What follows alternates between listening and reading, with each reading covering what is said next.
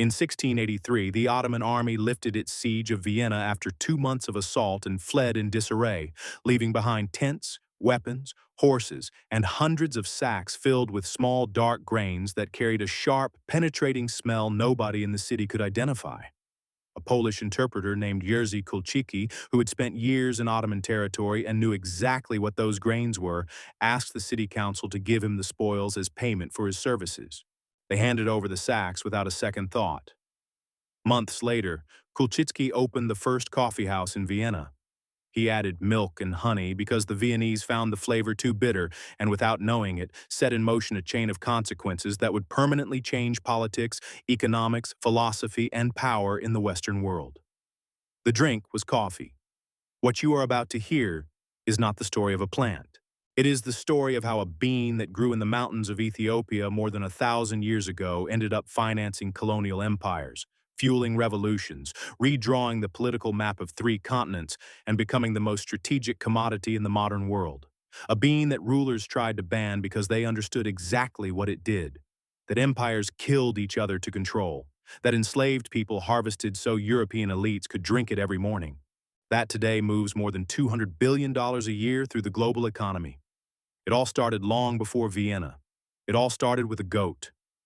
According to a story told for centuries in Ethiopia, sometime in the 9th century, a goat herd named Coffe noticed something strange about his flock. The goats had eaten the red berries of a wild shrub in the hills of the Coffe region, and that night they did not sleep.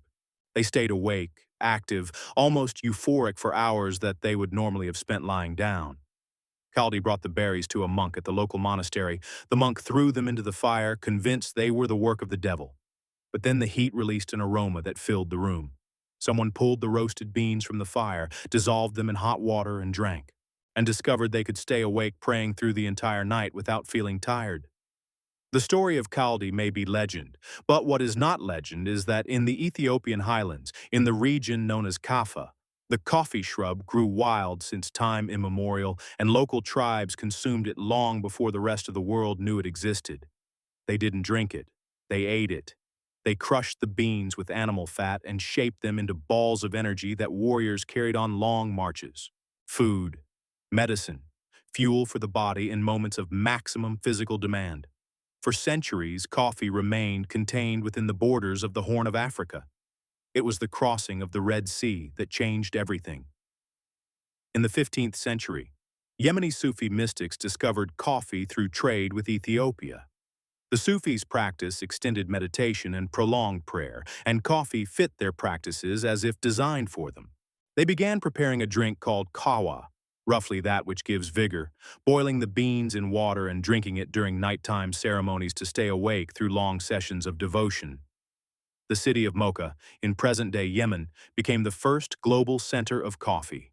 And for more than a century, Yemen guarded that secret with a ferocity we would today recognize as pure geopolitics. Yemeni traders exported coffee across the Islamic world, but enforced one rule without mercy. No bean leaving Yemen could germinate. Beans were roasted or boiled before export, destroying their reproductive capacity. Yemen had understood something European empires would take another 100 years to grasp. Whoever controls the seed controls the world. The drink reached Mecca in the early 16th century, and what happened there was the first major political crisis caused by coffee in history. Coffeehouses multiplied at a speed that alarmed the religious authorities. The problem wasn't the coffee itself. It was what happened inside the coffeehouses. Men gathered, drank, talked for hours, exchanged information, debated politics, criticized their rulers. In 1511, the governor of Mecca, Ka'ir Beg, summoned doctors and religious jurists with one specific purpose: ban coffee. He argued it stimulated seditious behavior and that men gathering in coffee houses were conspiring against the established order. He got the declaration he wanted. The coffee houses of Mecca were closed by government order. The ban lasted exactly as long as it took for the Ottoman Sultan to hear about it. When Sultan Selim learned that his governor had banned a drink he himself consumed regularly, he revoked the order and removed Ka'ir Beg from office. Coffee had won its first political battle. It would not be the last. The Ottoman Empire adopted coffee with unprecedented enthusiasm. There were more than 600 coffee houses in Constantinople by 1550. The empire understood quickly that controlling the coffee trade meant controlling one of the most lucrative routes in the known world. Every sack of coffee leaving Mocha paid Ottoman tariffs. Coffee helped finance Ottoman military expansion for more than a century. Venice was coffee's gateway into Europe. The continent's first coffeehouse opened there in 1645. But the arrival wasn't smooth. The Catholic Church reacted to coffee with the same suspicion Muslim authorities had shown decades before. Some priests called it the bitter drink of Satan and asked Pope Clement VIII to ban it. The Pope decided to try it himself before making any decision. He drank it. He approved. According to accounts of the time, he said it would be a shame to leave this drink only for the infidels. With papal blessing, coffee entered Europe without religious restriction. And what happened in the next 50 years transformed the continent in ways still visible today. London's first coffeehouse opened in 1652. By the end of the century, there were more than 2,000. And London's coffeehouses were not simply places where one drank a hot cup. They were the nervous system of English public life. Admission cost a penny. That is why they were known as penny universities, because for the price of a coffee, any man, regardless of social origin, could sit beside a merchant, a lawyer, a writer, or a physician and listen to the conversation. Information that had previously circulated only among the privileged began filtering down through coffeehouses. Lloyd's of London, today the world's most important insurance company, started as a coffeehouse. Edward Lloyd opened his establishment on Tower Street in 1688, and it became the meeting point for merchants, ship captains, and ship owners sharing news about maritime routes and shipwrecks. Those conversations gave rise to the first modern marine insurance contracts. In 1675, King Charles II issued a royal proclamation suppressing coffeehouses. The official argument was that they spread false and seditious news that disturbed the peace of the kingdom. The real argument was that coffeehouses were where his subjects criticized his government and shared ideas he could not control. The proclamation was met with such fury that Charles II had to withdraw it 11 days later. It was too late. Coffeehouses had taken root too deeply. The king had tried the same thing as the governor of Mecca 160 years earlier. He failed the same way. What Charles II failed to understand is that coffee was not the problem. It was a symptom of something much larger changing in Europe. The ideas of the Enlightenment found in coffeehouses the physical space where they could circulate freely. And France would be the stage where this combination of coffee and ideas would reach its most dramatic explosion. The philosophers of the Enlightenment, Voltaire, Rousseau, Diderot, gathered in Parisian coffeehouses with a regularity that today would seem almost ceremonial. Voltaire, according to his contemporaries, drank between 40 and 50 cups of coffee per day, often mixed with chocolate. The Café de Procope, opened in Paris in 1686, was where parts of the Encyclopédie were written, the attempt to codify all human knowledge in a work accessible to anyone who could read. Diderot and d'Alembert worked there for years. Rousseau wrote some of his most radical passages there. On July 12, 1789, 2 days before the storming of the Bastille, a young journalist and lawyer named Camille Desmoulins ran out of the Café de Foix in the Palais Royal. He climbed onto a table in the outdoor garden, drew a pistol to get the crowd's attention, and delivered the speech that lit the fuse of the French Revolution.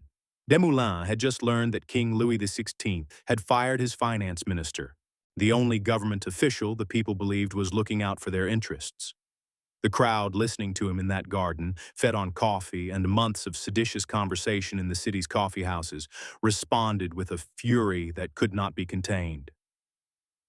2 days later, the Bastille fell. The French Revolution had begun in a coffeehouse.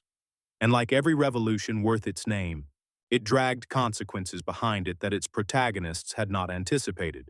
One of them has directly to do with coffee and with an island in the Caribbean that was at that moment producing more than half of all the coffee consumed in Europe. Saint-Domingue, on the island of Hispaniola, was the richest colony in the world. It produced 54% of Europe's coffee and 40% of its sugar. And that level of production was only possible because it rested on the forced labor of 400,000 enslaved Africans, worked until their bodies simply stopped functioning. Plantation owners calculated it was cheaper to buy a new enslaved person than to keep a sick one alive. Mortality was so high that shipments from Africa had to be constant to maintain production. Every cup of coffee a Parisian drank while reading Rousseau write about the freedom of man had been grown by someone who had none. When the ideas of the French Revolution crossed the Atlantic and reached Saint-Domingue, the spark found the perfect powder keg. In August 1791, the largest and most successful slave rebellion in modern history began.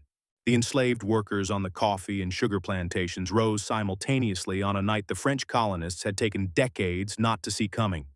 The plantations burned. The owners fled. And for 13 years, in one of the most complex and brutal wars of the century, the former slaves of Saint-Domingue fought first against their French masters, then against the British who tried to seize the island, then against the Spanish, and finally against the army Napoleon Bonaparte sent to restore order, and without saying it openly, to restore slavery. Napoleon's army was destroyed. In January 1804, Saint-Domingue became Haiti, the first black republic in the world and the first nation in the Western Hemisphere to abolish slavery permanently. Napoleon, stripped of his richest colony, sold the Louisiana Territory to the United States for $15 million, a transaction that doubled the size of the country. Saint-Domingue's coffee had helped finance the French Enlightenment. The revolution that Enlightenment inspired destroyed the colony, and the loss of that colony reshaped the map of North America forever. The world is that ironic. With the collapse of coffee production in Saint-Domingue, colonial empires urgently needed new sources. Yemen's monopoly had already been broken by a Dutch trader who smuggled live coffee plants out of Yemeni ports, a crime the authorities considered a capital offense, and brought them to the botanical gardens of Amsterdam, and then to the Dutch colonies in Java, present-day Indonesia. They broke the Arab monopoly the same way Europeans broke every monopoly they encountered, by taking what they wanted without asking permission. Coffee reached the Americas in a way that reads like a fable. In 1720, a French naval officer named Gabriel de Clew traveled to Paris with a specific mission: obtain a coffee plant and bring it to the French colony of Martinique. He secured a single cutting, one young plant. The voyage back to Martinique was one of those episodes that seems invented but is documented. There were storms. There was a passenger who, according to Decleux, tried to steal or destroy the plant.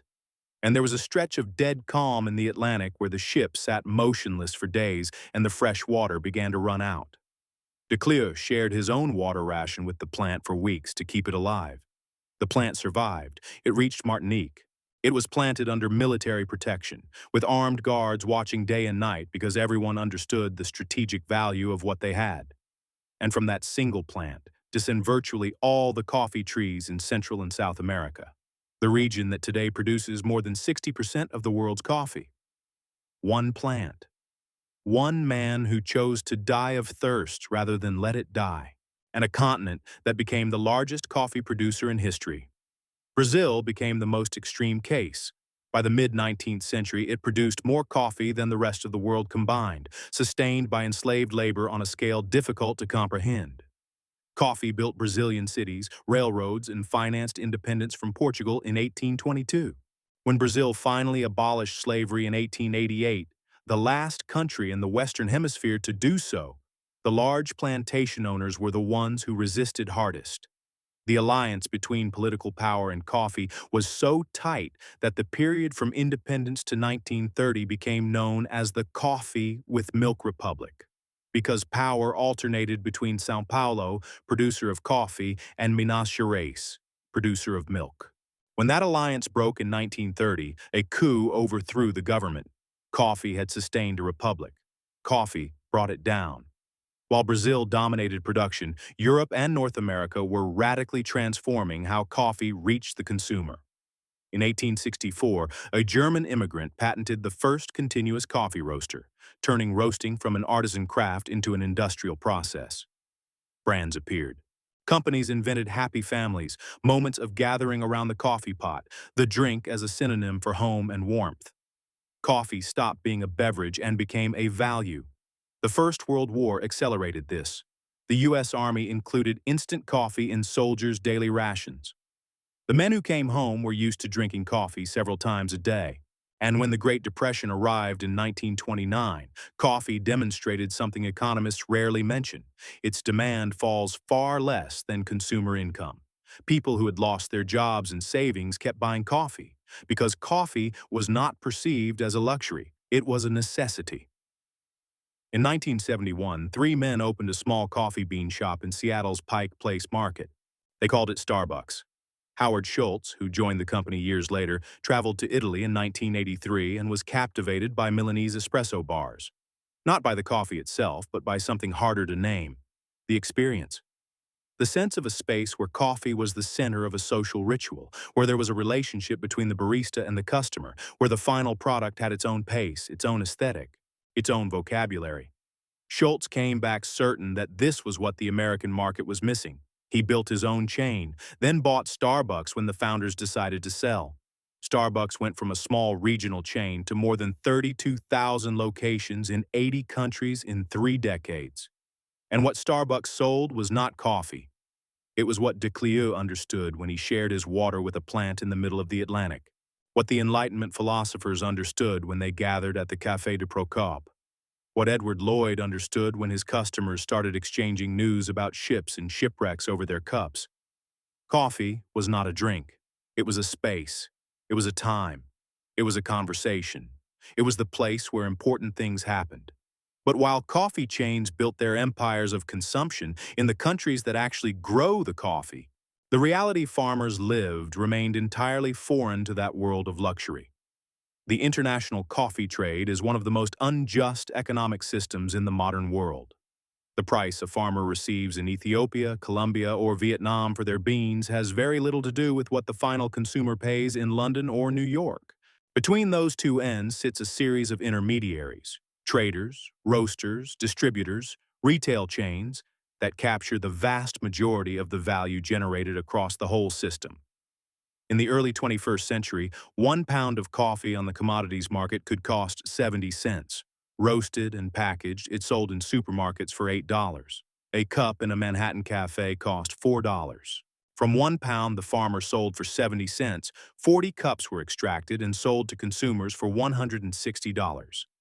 The colonial cycle that began when Yemen exported beans and European empires bought them never really ended. It only changed protagonists. The European empires that for centuries controlled coffee production through their colonies gave way to multinational corporations that today control global coffee trade without needing armies or flags. The 4 largest coffee companies control a share of the global market that would have made the Ottoman sultans who taxed every sack through the Red Sea smile with recognition. The concentration of power in the coffee supply chain has not diminished since the colonial era. It simply changed its form. Today, coffee is the second most traded commodity in the world after oil. More than 125 million people depend on it to survive. More than 2 billion cups are consumed every day. The global market moves more than $200 billion a year. And Ethiopia, where everything started, where a goat herd named Kaldi watched his goats refuse to sleep after eating red berries in the hills of Coffe, produces roughly 4% of the world's coffee today. Some Ethiopian farmers have begun registering their own brands for their most valued beans, collecting specialty market prices directly instead of selling through intermediaries. Ethiopia, the origin of everything, trying to recover something of what the world took from it across centuries. The coffee Sultan Suleiman drank before ordering a military campaign. The coffee Voltaire consumed while writing against fanaticism. The coffee the revolutionaries of Saint-Domingue harvested with their hands before rising on the most important night in Caribbean history. The coffee American soldiers drank in the trenches of Europe. The coffee Howard Schultz watched being served in a Milan bar, which led him to build the largest coffeehouse business in history. The coffee that this morning millions of people made before leaving for work without thinking about any of what you just heard. It is the same coffee. It comes from the same plant. It carries the same caffeine molecule that activates the same receptors in the same human brain, which for 100,000 years has been searching for ways to stay awake a little longer, to think a little more clearly, to find the energy to do what needs doing before the moment comes to rest. The difference is that now you know what that bean left behind on its journey from the mountains of Ethiopia to the cup in your hand. You know the empires it built and the ones it destroyed. You know the lives it consumed so that others could consume it. the ideas it fermented and the revolutions it fueled. And with all of that in mind, the next sip you take is going to feel different.